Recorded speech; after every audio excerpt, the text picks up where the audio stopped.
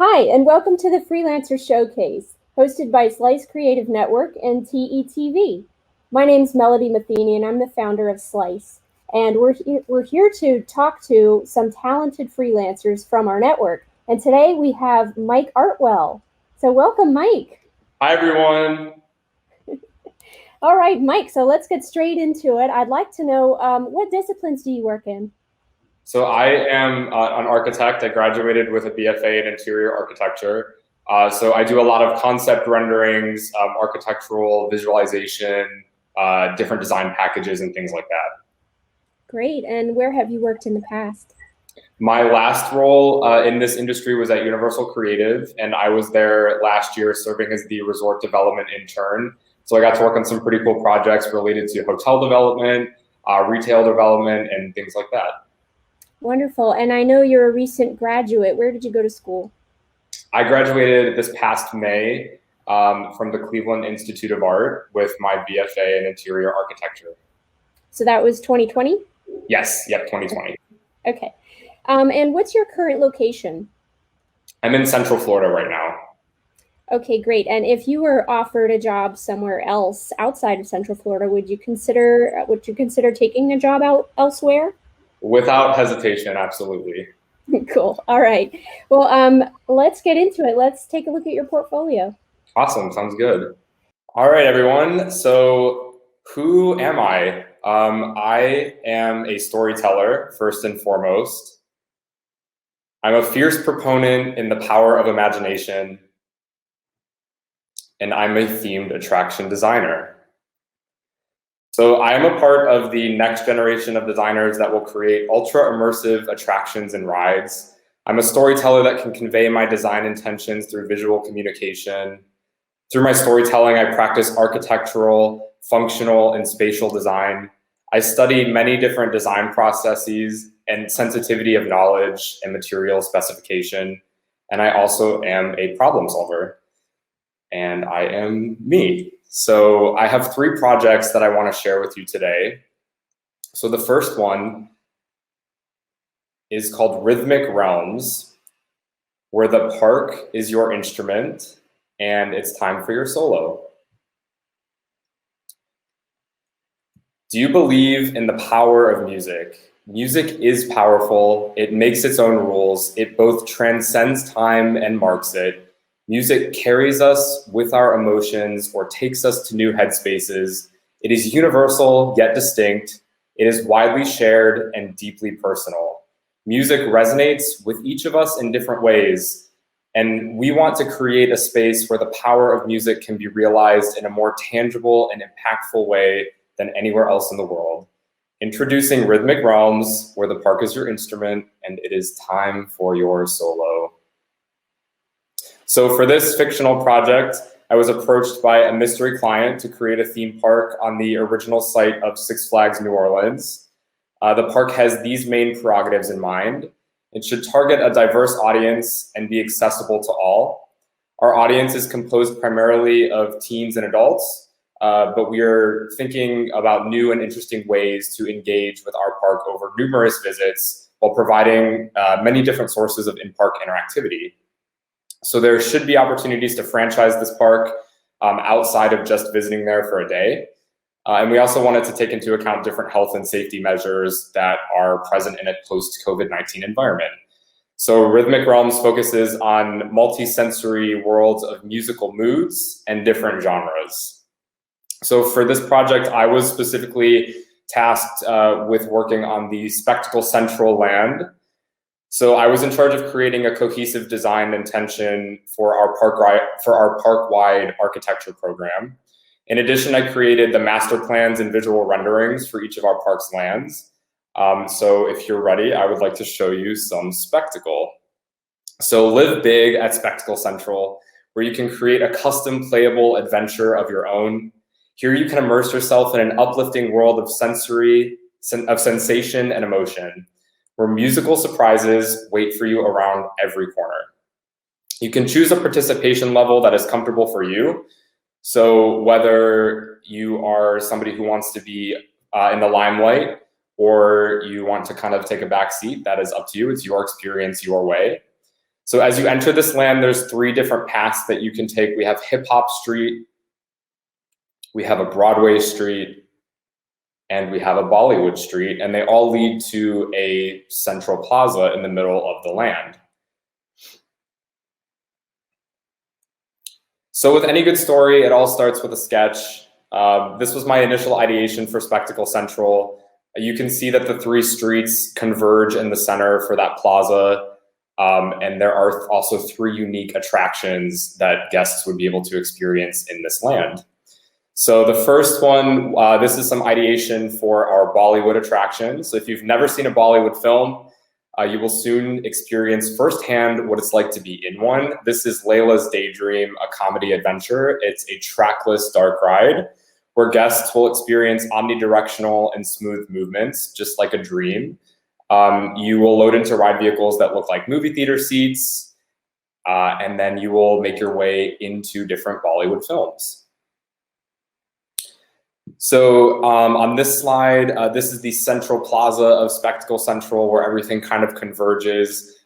We can see that there are 2 other very electrifying attractions in this land. On the left-hand side where the boombox is, we've got Rhythmic Flow, where fictitious superstar DJ Boom and her hip-hop friends challenge you to be the next big star at the underground DJ battle.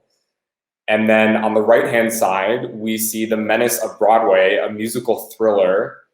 So fearsome of the mysterious menace causing chaos on Broadway, an ensemble of fired-up performers cast you and their plot to put an end to the madness once and for all. Experience a performance like no other as the all-knowing Menace of Broadway thrusts you through their twisted trick track of dazzlingly distorted Broadway numbers in this combination dark ride coaster of screens, screams, and iconic Broadway scenes. So I worked on the Menace of Broadway dark ride and coaster specifically for this project. So we can see here there's this alluring reveal as you get to that central plaza of the Phantom's massive organ pipes with flames erupting out of them each time a ride vehicle bursts out of the building. So this initial ideation eventually turned into this, which is something that's probably a little bit more buildable and practical. But this iconic entry facade leads us into a thrilling production on ride vehicles that look like the boats from Phantom of the Opera that are sailing under the theaters of Broadway. So we load onto the boat and we make our way on stage where we are put under the Menace's spell, and we drop out of the Phantom of the Opera and into his twisted world of manic musical moments. So we might land in Sweeney Todd's barber chair as Miss Lovett pokes us about, and Sweeney Todd sharply appears trying to slice our throats before the chair immediately falls backwards and we tilt into Chicago, where we see the 6 merry murderesses of the Cook County Jail who are all singing to us about how they killed their husbands. And then in our final musical story that I got to work on for this project, we are going to be swept away by our favorite music during Rhythmic Realms Nighttime Megamix, our dazzling nighttime spectacular. So here we watch music explode with vibrant colors, dazzling special effects, and spectacular performances as 5 music lovers' mixtapes sparkle and soar for all to see around the lagoon, with each land having its own unique view. So here guests are invited to join these 5 lifelong friends as they celebrate their friendships and passion for music and share their meaningful mixtapes for everyone on a mysterious boombox that magically brings their distinct and exciting musical imaginations to life and transport us with mesmerizing manifestations of mood, music, and marvels right before our eyes. It's all about where music can take you. And now I would like to show you the second project that I worked on. All right. So this is where it begins and fear never ends. So at witching hour you will find the evils of this place entwined. For if you seek with half-witted heart, your fate is sealed, you're ripped apart. Beyond these doors, see who reigns supreme. and ghastly worlds to devour your screens. Welcome to Horrorville. Horrorville is a theme park land that exists as a world that feeds on your fears. It's here because you are scared of something, you are scared of it. People love to be scared. It creates a stronger human connection, and this land exploits that. So once again, I started with a sketch. This is how I interpreted the guests entering Horrorville. I was wondering what their first introduction into this world would be like. And as this sketch progressed, it turns into a more fleshed out design where we enter into this massive portal that takes us to another sketch, which was more initial ideation for the layout of the land. So this is a seemingly normal, classic American town square. It's the same kind that exists in everywhere USA, but something is just a little bit off. So this square has the houses of iconic horror properties lining its decrepit streets. The leaves are always in autumn brown and gold. There's a crispy feeling that is palpable in the air. The most important building in this square is the movie palace that sits proudly at the apex of the street. Within this theater sits my land's e-ticket attraction, Pennywise's Nightmare Circus. And here we can see more of those houses lining the street. And then the opposite side, you can see the movie palace on the left corner. And here we are. So aiming to feast on your fear, Pennywise the Dancing Clown drags you through some of cinema's most iconic horror films and stories. From Freddy Krueger's Boiler Room to The Shining's Overlook Hotel, the only thing you'll have to laugh about is the irony that this is no dream, it's a nightmare.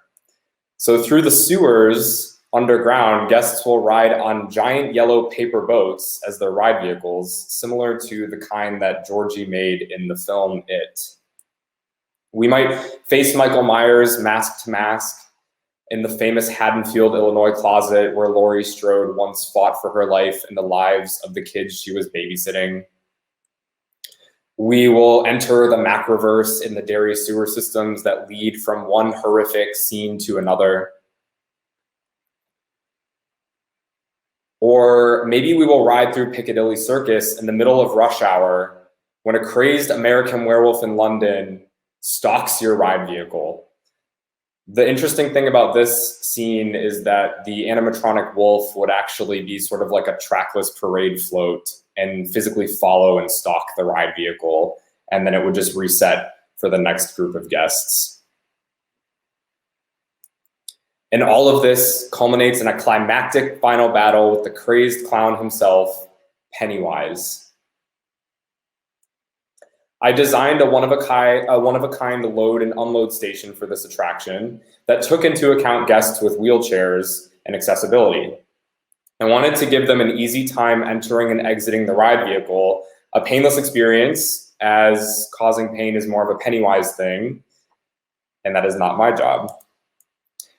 So here we can see a view of the load and unload area. It's a dual path. You can see there are 3 ride vehicles on either side. And I have this alternate load area up in the top left-hand corner that is for accommodating guests in wheelchairs.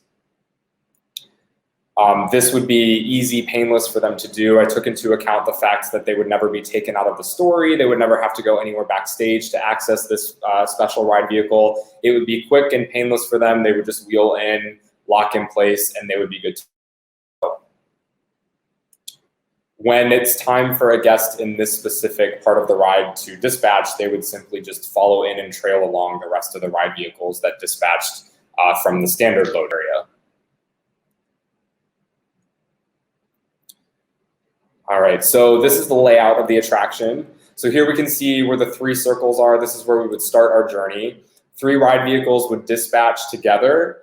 They would make their way through the sewers and then separate for one of our IP-related movie scenes. So here you might see something like a science fiction film, and then they come back together for another transition scene through the sewers, split up again for another horror property. Maybe this time it's a paranormal film. Come back together, split up again for maybe something like a slasher.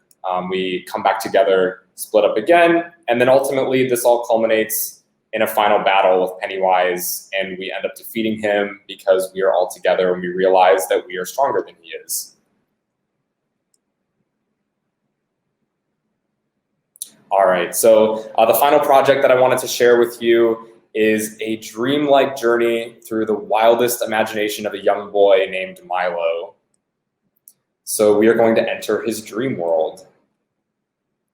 So one of the monsters from Milo's dreams stole his dream journal, and it's up to us to get it back. Milo is an ordinary kid with quite the imagination. He keeps a record of his dreams by drawing the characters he meets within a dream journal. Little does he know, these characters are very real.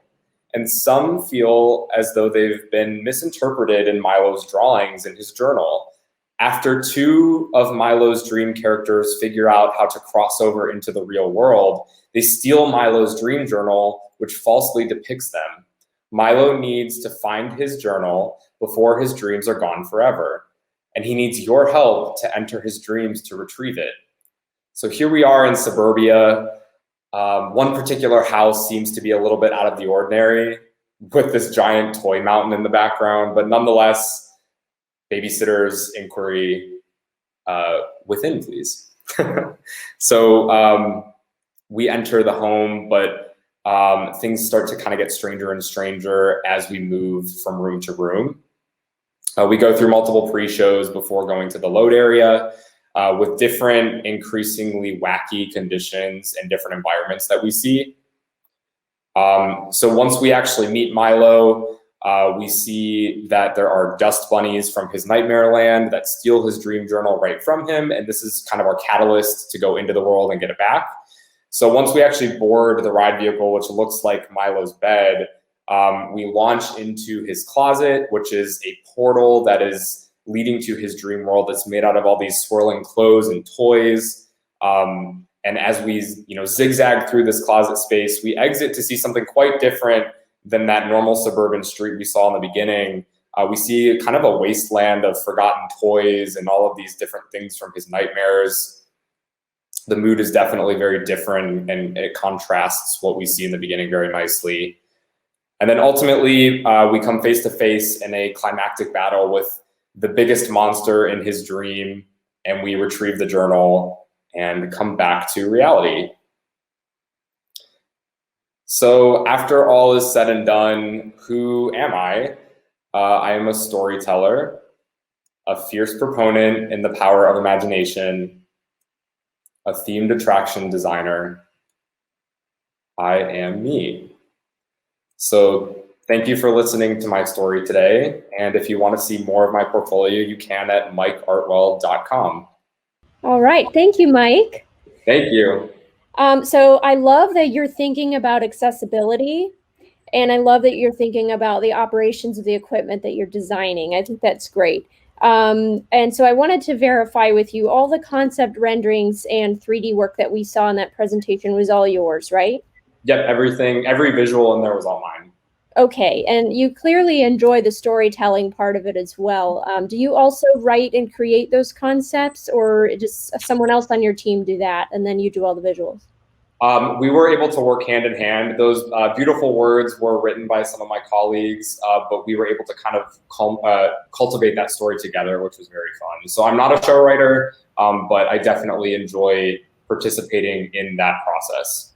Understood. And those were those student projects? The first project I showed you, Rhythmic Realms, was for the Imagiathon Challenge, which just recently wrapped this past December in 2020. It was a really wonderful opportunity to work with a ton of industry veterans as sort of our mentors on the project, where there were two teams that developed two separate park concepts for the Six Flags New Orleans site.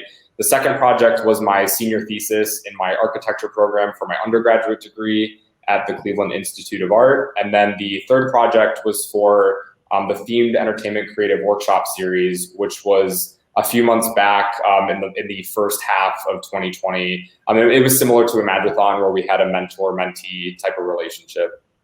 Wonderful. All right. Well, you're clearly very passionate about the industry. Do you have any other disciplines or interests that you'd like to share with us? The biggest thing that I want people to know is that I am trying to be as well-rounded of a designer as I can be. So I'm always up for learning something new that I don't already know, whether that's software, whether that's, physical skills out in the field.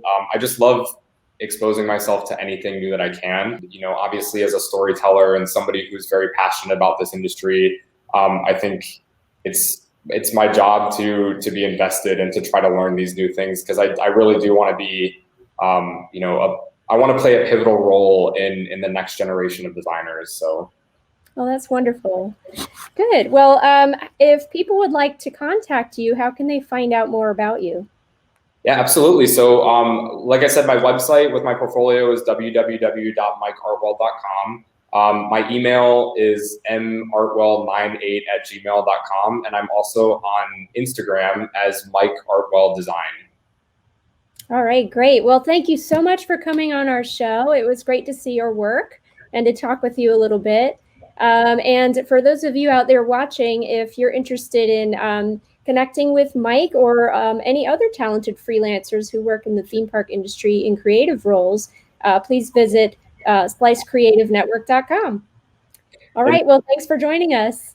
Thank you, Melody. Thank you for this opportunity. I'm so excited for everybody to see this, and I can't wait to talk to you again soon. All right, talk to you soon, Mike. Bye. Bye.